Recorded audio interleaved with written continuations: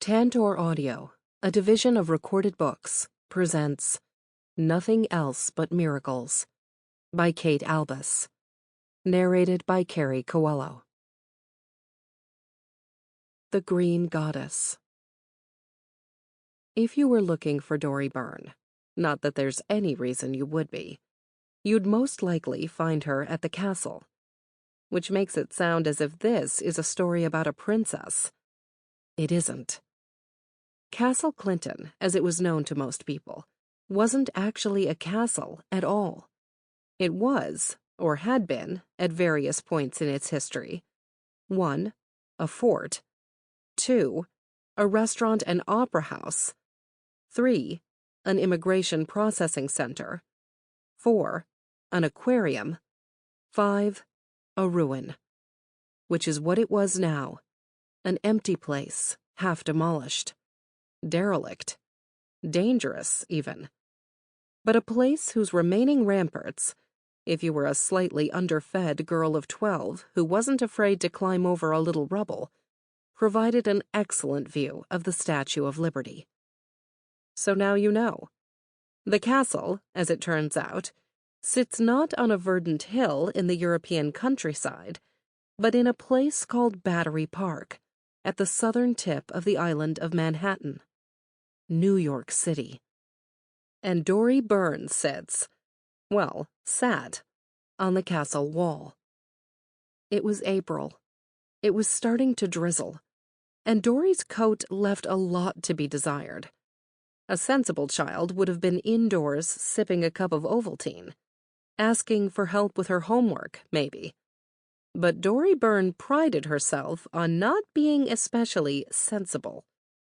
Also, there hadn't been any Ovaltine in her kitchen in some time, and homework wasn't on her mind at the moment, even if there had been an adult around to help with it. Which there wasn't. She looked out at the Statue of Liberty, as she had done so many times since Pop went off to fight in the war.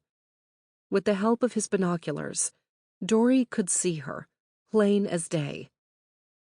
"We need him back, Libby," she said. "Please look out for him. Please." It was silly, Dory knew, to feel such connection to a copper giant. A French copper giant, for heaven's sake.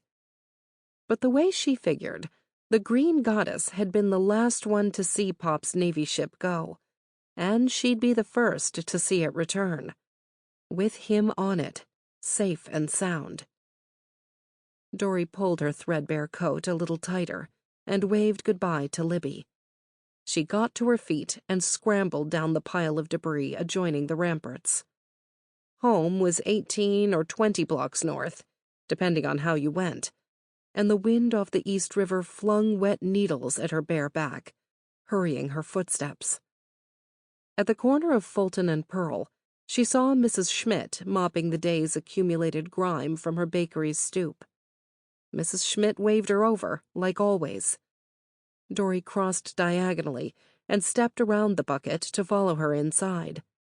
The warmth of the place, ripe with yeast and butter, surrounded Dory like a blanket. Mrs. Schmidt collected a waxed paper sack from a shelf under the counter and began filling it with leftover crullers. "You should be wearing a dress," she said, her German accent thick. Dory didn't like to think about Mrs. Schmidt being German, given where her father was, and who he was fighting. She cleared her throat. Trousers were more efficient. "And where's your hat?" Mrs. Schmidt asked. "Have you got one?" Dory nodded, which was a lie, if nodding counted as a lie. Dory had given her hat to her kid brother Pike. His had started unraveling last month, making it fairly useless as hats go. "Well, put it on, child." Mrs. Schmidt handed over the crullers. "You'll catch your death and end up like your mama." Dory clutched the sack in her right hand, balled her left so tightly her fingernails dug half-moons in her palms. "Yes, Mrs. Schmidt, and thank you." She fled the bakery and walked back out into the pelting rain. The Byrnes' apartment was one of 6 units above a ground-floor pharmacy, 2 per floor, with a shared bathroom in the hall. It was a regular sort of apartment, as the Lower East Side went. A tiny kitchen and living room, combined, at the front. 2 bedrooms in the back. Having the 2 bedrooms made the Byrnes feel wealthy. They were not. But it was nice, feeling that way. The building entrance was on Catherine Street, but Dory always went around the corner to the Madison Street side and used the fire escape. The ladder past the ground floor had rusted in place long before her time, making the fire escape the most convenient entrance. It meant that she didn't have to remember a key, or smell the funk of the stairwell. Besides which, climbing in the living room window was altogether more Dory Byrne's style. Dusk loomed as she scrambled up the ladder past the pharmacy sign. The neon prescriptions arrow had been unlit for 2 years now. The whole city's glitter dimmed in case Hitler or his associates got it in their heads to attack. She crept past Mrs. Kopech's second-floor window, hoping to avoid a lengthy chat about her neighbor's bunions. Her pace quickened at the third-floor landing outside Mr. Kowalczyk's apartment. She knew he'd be sitting at his window, just like always, and that when he saw her, he would look away, just like always. Mr. Kowalczyk was what Pop called a recluse. In all the years she'd lived in the Catherine Street building, Dory had never actually talked to him, only passed him at his window like she did now, their eyes connecting for just a second before Dory continued up the stairs to her apartment.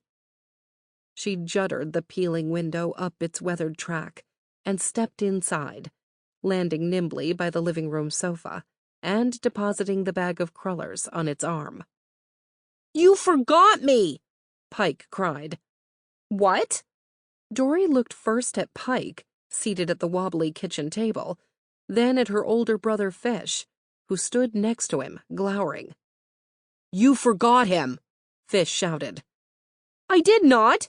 You were supposed to pick him up." "I was not." "Were so, Fish." "Was not, Doris." Dory stamped her foot. "Don't call me that!" Pike put his head down on the table and began to cry. Fish took a deep breath. "Oh, Pike, cut that out."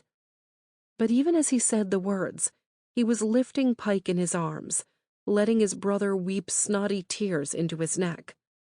He looked at Dory. "You said you'd be responsible for him today, Dor." "No, I didn't." Dory thought for a moment. She felt heat rise to her cheeks as she recalled that morning, remembered mumbling something yes-ish when Fish asked her if she'd collect Pike from the library. "Sorry, Pike." She looked at the floor. "How'd you get home?" Fish shifted Pike to his other hip. "He walked. I found him here all alone." Pike sometimes walked to the public library just across from PS 42 after school let out. His penchant for libraries worked to Dory's advantage, leaving her free to do as she pleased many afternoons, though she didn't understand why anybody would hang out in a library by choice. What she did understand was that, at only 8, Pike was too little to walk the 9 blocks home alone. "Oh." Dory approached her brothers and laid a tentative hand on Pike's back. He was hot from crying. She felt guilt flare, painful, somewhere behind her ribs. "I'm real sorry, Pike. Honest I am. I'll never forget again." Pike turned to scowl at her, leaving a trail of snot on the collar of Fish's shirt.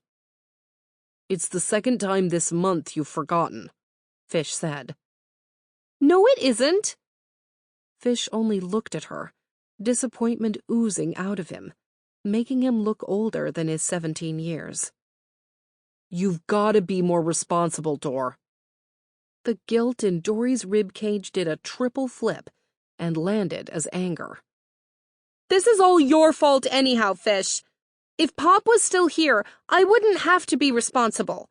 If Pop was still here, neither one of us would have to be responsible. Fish closed his eyes for a long moment. When he spoke, his voice was low and conciliatory. We would so, Dory.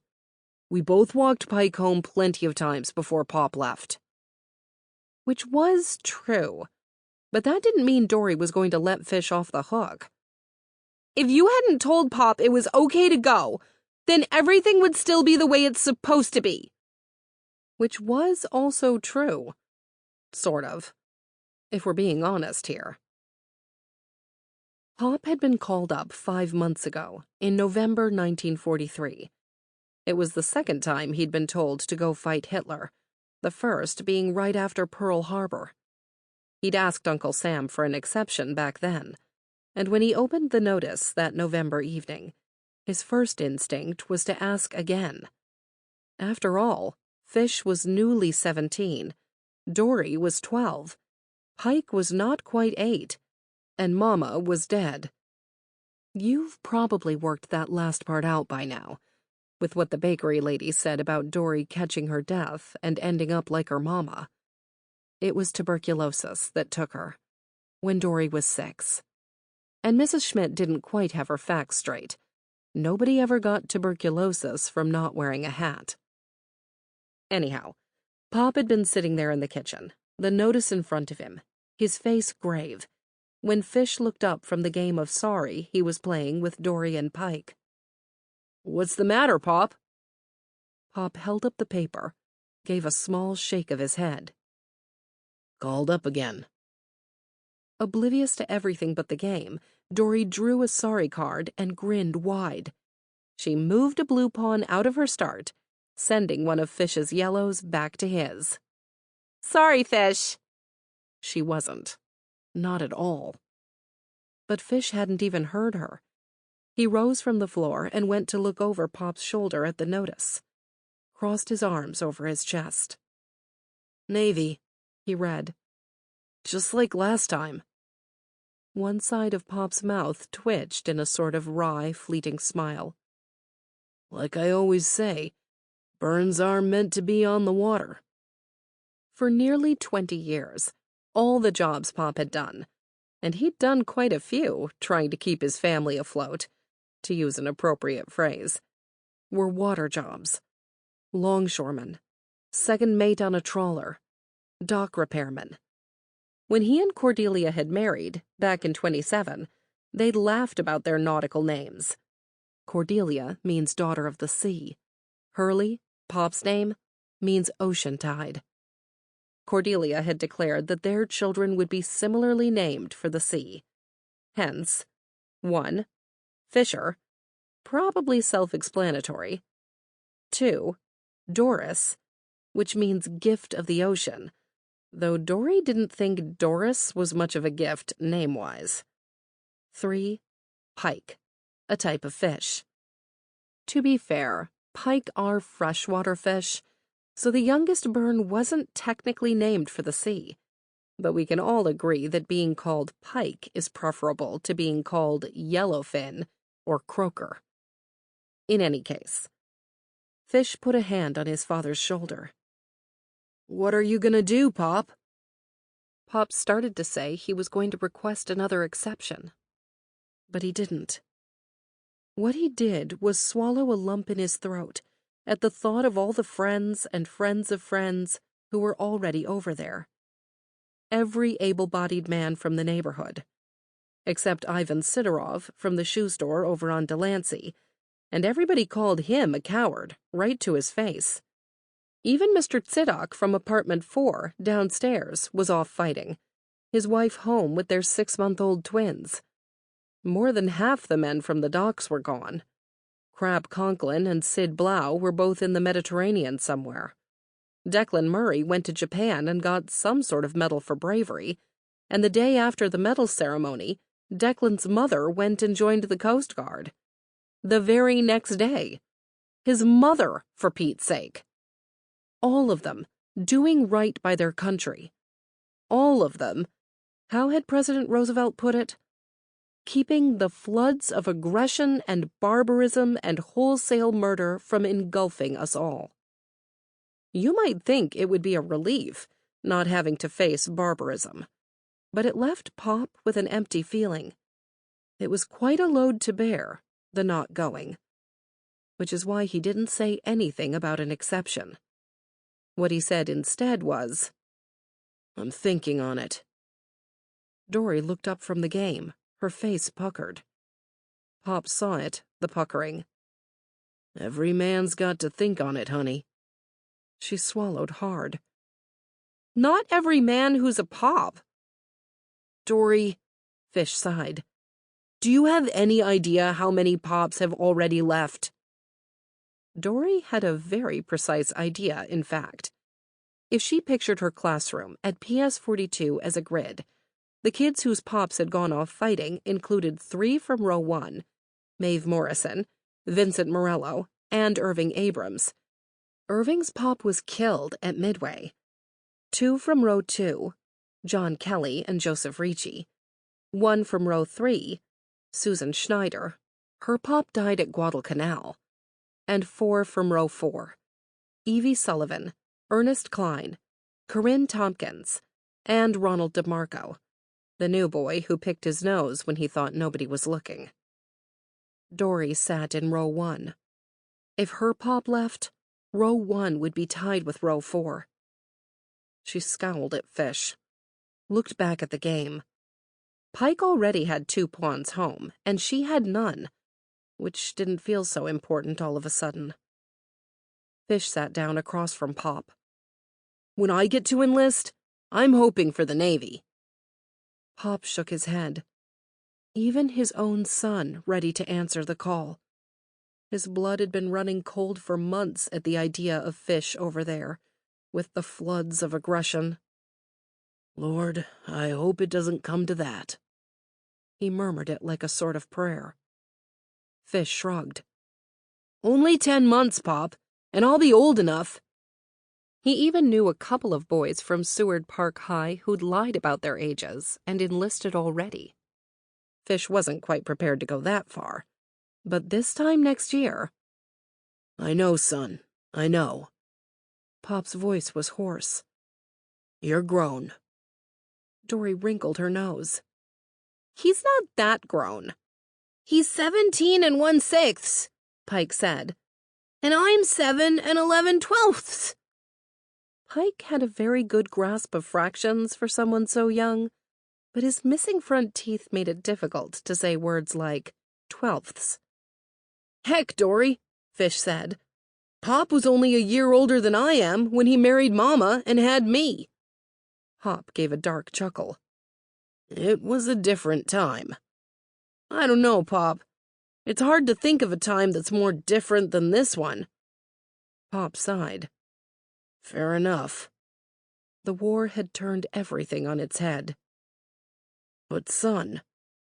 He folded over the draft notice and creased it with his thumbnail, thinking about the dreams he'd nurtured for his children. The one about raising them in a world that had finally found some peace after the Great War and the Great Depression, neither of which was great in the least. That one certainly wasn't working out so far. But the one about them growing up to be something bigger and better than he was, maybe that dream still had a shot. Was the notice on the kitchen table the answer? Was it a sort of trade, Pop going? If Fish were the man of the house, would he be saved from conscription? If you looked at it that way, could Pop fight for both his country and his family at the same time? He cleared his throat. "You're going places, Fisher." He didn't mean places like Germany and Japan, either. Places where there was wholesale murder afoot. "You're gonna build ships one day, not fight wars on them." He ran a hand through his hair. "And if I go now..." Dory's head shot up like she'd been hit with an uppercut. "But, Pop!" Her chest felt as if it were filled with hot coals. "You can't!" She stood and crossed to the table, climbing onto his lap and burying her face in his scratchy neck. a great big trench had grown between Fish's eyebrows. "Pop, I don't know if I—" He paused. "If we—" He trailed off, like the I and the we were jostling up against each other in his head. He looked down at the notice. "I always figured it would be me over there. But what if it wasn't?" Pop held Fish's gaze. "Could you manage without me?" Fish started, and stopped again. Dory wanted to finish for him, to say that he definitely could not manage, that none of them could. Fish was all right as big brothers went, she supposed, but she certainly didn't want him standing in for Pop. All she wanted Fish to do was take his turn at sorry, and then they could just forget about the paper on the kitchen table. Forget about the whole war, in fact. As if wars could just be forgotten like that. Pop stroked her hair. When he spoke, his voice was thin. "You wouldn't be on your own," he said.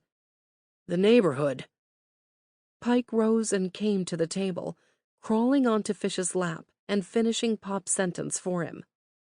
"The neighborhood will give us what we need."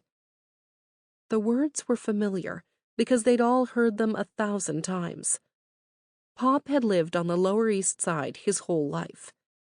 In a city of 7.5 million, it was a neighborhood of a mere 234,934 souls, making it much homier.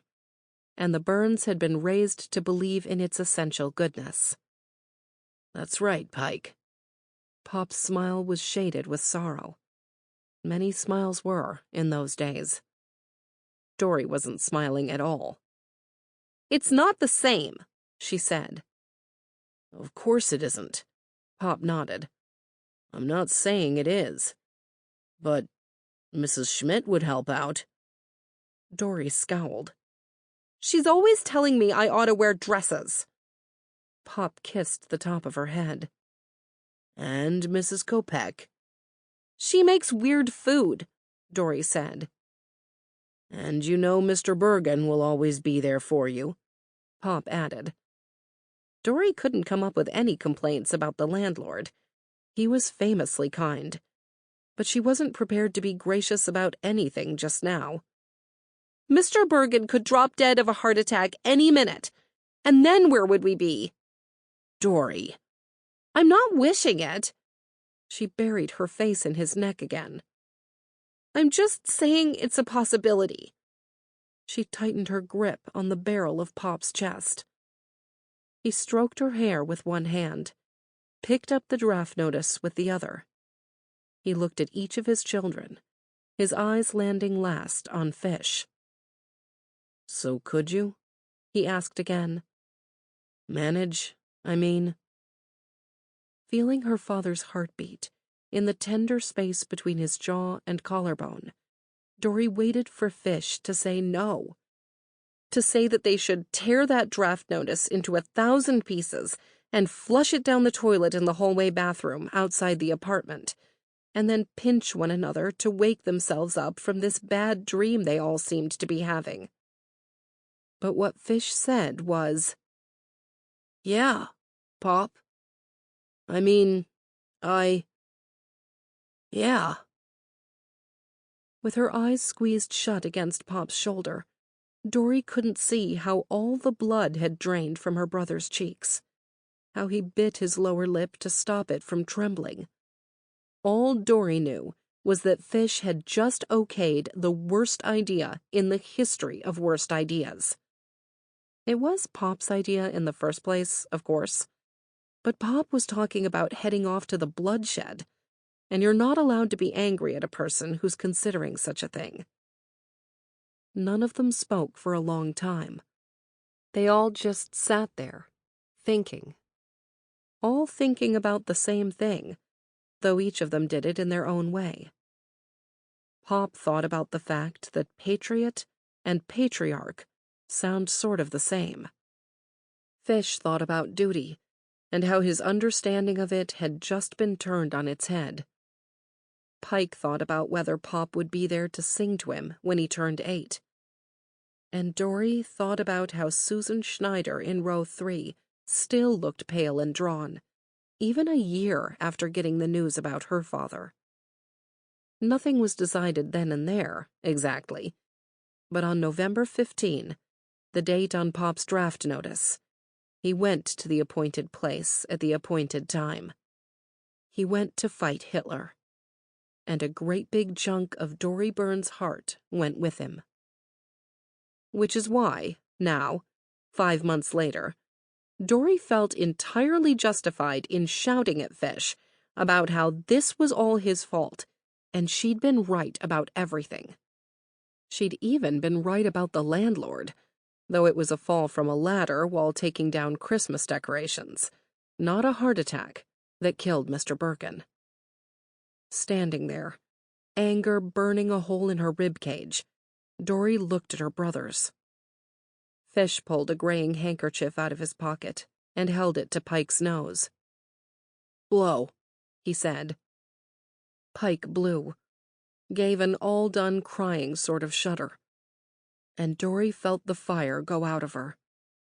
She swallowed, steeled herself, went to Pop's bedroom, Fish's bedroom since November, and retrieved Pop's favorite shirt, the flannel one with good sturdy pockets on both sides. She put it on, wrapping herself tight in the closest thing she could get to a hug from her father.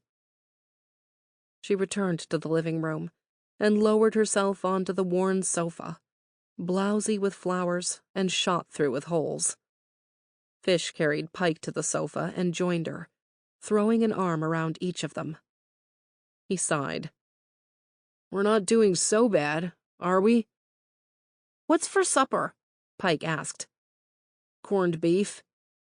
Pike nuzzled into Fish's ribs. "Then we're not doing so bad." "I brought crullers," Dory said, pointing to the bag on the sofa's arm. Fish smiled down at her. "How many'd Mrs. Schmidt give you today?" "4, I think. She told me I should wear dresses. Again." Fish squeezed her tight. "Nah, don't change for anybody, Dor." Dory nodded into his armpit. "Except Pike," Fish added. "Change for Pike. Be responsible for him, okay?" Dory nodded again. Her brothers smelled like rain and kindness. "Is Archie on the radio tonight?"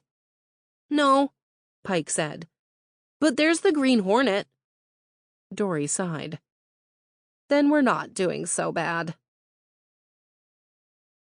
Some sort of benefit out of the arrangement. Fish woke Dory and Pike the next morning, kissing Pike on his sleep-damp forehead, rubbing Dory's back until she stirred. High school started earlier than grammar school, and he had to walk all the way to Grand Street. He squeezed Dory's shoulder. "You've got Pike again today, remember?" Dory rolled over, her mouth thick with sleep. 2 days in a row? He nodded. "I've got to drop off some papers at the Navy Yard after school." Fish had his fingers crossed for a shipbuilding apprenticeship at the Brooklyn Navy Yard. If he got it, he would start that summer and continue going after school in the fall, and by the time he graduated, he'd have a real job. Which is what Pop meant when he said Fish was going places. Even if, for now, the only place Fish wanted to go was Brooklyn. "All right," Dory yawned. "I'll remember." Fish shouldered his school bag and threw them a sloppy salute. Dory and Pike heard the apartment door open, and for a few seconds caught the din of the Tsitok twins in apartment 4. It was a whole floor down, but those babies had strong lungs. With Mr. Tsitok and Pop both away, the Byrnes and Mrs. Tsitok always exchanged sympathetic smiles when they passed at the mailboxes in the lobby. Mrs. Tsitok didn't speak any English, so a sympathetic smile was the best any of them could do. Not that a sympathetic smile is an insignificant thing. Dory rolled over again, and wrapped her pillow around her head. Pike got up from the double bed he had all to himself, now that Fish had taken Pop's room. "Don't go back to sleep, Dory," he said. Sample complete. Ready to continue?